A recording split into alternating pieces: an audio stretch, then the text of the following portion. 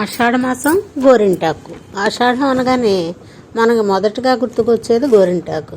ఇది ఐశ్వర్యానికి, ఐదోతనానికి గుర్తు. ఏ శుభకార్యాలకైనా చేతులకి కాళ్ళకి అలంకారంగా గోరింటాకు పెట్టుకుంటే ఆ ముచ్చటే వేరు కదండి.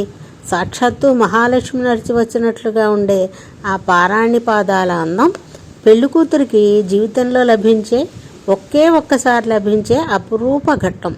ఆడవాళ్ళంటేనే అలంకార ప్రియులు కదా.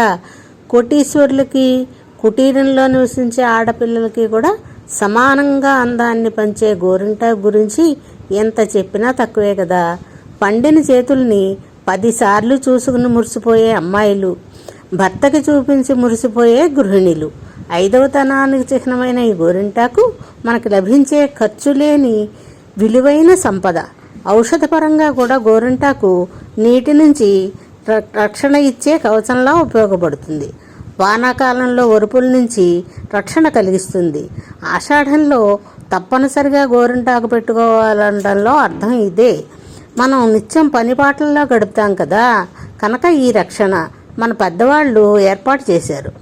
అరచేతిలో మలచిన చంద్రుడు, చుట్టూరా చుక్కలు, వేళ్ళకి గొడుగులు, ఈ సాంప్రదాయాలు ఎంత అందమైనదండి. ఇది మనకే సొంతం. ఇన్ని అందాలు, ఇన్ని పండుగలు మన భారతదేశంలో పుట్టిన ఆడపిల్లకి గర్వపడే వారసత్వాలు. గోరింటా పూచింది కొమ్మ లేకుండా, మురిపాల అరచేత మొగ్గ తొడిగింది, ఇంచక్క పండిన ఎర్రని చుక్క, చిట్టి పేరంటానికి శ్రీరామ రక్ష, కలికి పేరంటాలికి కలకాలం రక్ష.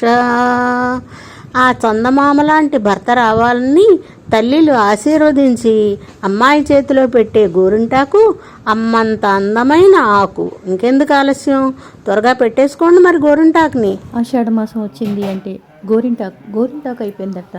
నవరాత్రులు, వారాహి మాత నవరాత్రులు అయితే మాత్రం ప్రారంభమయ్యాయి కదా. నేను ఏదో రోజున గుడికి వెళ్ళాలి, రోజు వెళ్ళలేని వాళ్ళు, కొంచెం వీలు లేని వాళ్ళు ఉంటూ ఉంటారు. అందులో నేను ఒకదాన్ని. అందులో అమ్మవారి గుడికి వెళ్ళాలి అని అనిపించింది. నేను వెళ్ళే టైం కూడా పంతులు గారు నాకు సాయంత్రం టైం అని అందరూ చెప్తున్నారండి, కానీ ఆయన పూజ అయిన తర్వాత మాత్రం నేను వెళ్ళాను. 7 దగ్గర నుంచి 7:30 దగ్గర నుంచి సంథింగ్ 9:30 లోపల చూడాలట ఈ వారాహి మాతను. అయితే మాత్రం కాశీలోనే కాదండో, మన ఇంట్లో ఇక్కడ మన చుట్టూరు ప్రాంగణంలో వారాహి మాతను ఎవరైతే నిలబెట్టినా మనం ఆ టైంని అమ్మవారి దర్శనం అయితే మాత్రం చేసుకుంటే చాలా మంచిదిటండి. మనం అంటే ఈ విధంగా ఇంట్లో మనం నిలబెట్టుకోవడానికి చాలా మడి ఆచారం పద్ధతి ఉండాలట. అందుకని గుళ్ళో అయినా సరే కొంచెం పూజ అయితే మాత్రం చేయించుకుందాము అని చెప్పేసి అయితే మాత్రం గుడికి వెళ్ళి దండం పెట్టుకొని పూజ అయితే మాత్రం నేను చేయించుకున్నానండి. అమ్మవారిని నాకు వారాహి మాతని చూడగానే ఒక్కసారి ఒళ్ళు జలధరించినట్టు అయినండి. ఎందుకంటే ఆ రూపం మనం ఎప్పుడు సర్వసాధారణంగా అమ్మవార్లన్నీ సౌమ్యంగా ఉన్న రూపాలే చూసాం ఇప్పటిదాకాను. ఇలా అమ్మవారిని వారాహి మాతగా అన్నది ఎప్పుడు మనం చూడలేదు. ఈ మధ్యన అమ్మవారు ఎక్కువ కూడా అందరి నోటంతా కూడా వారాహి మాత గురించే వినపడుతుంది. నిజంగా అమ్మవారిని దండం పెట్టుకున్న నియమ నిష్టలు చాలా చాలా ఉండాలటండి. ఈ విధంగా అమ్మవారి దర్శనం అయిపోయింది. నెక్స్ట్ హారతి అవి ఇచ్చారు, దేవుడి పూజ అయితే అయింది, కుంకుమ పూజ అయితే మాత్రం చేయించుకున్నాం. ఇది నా బ్లాగ్లో ఒకటండి.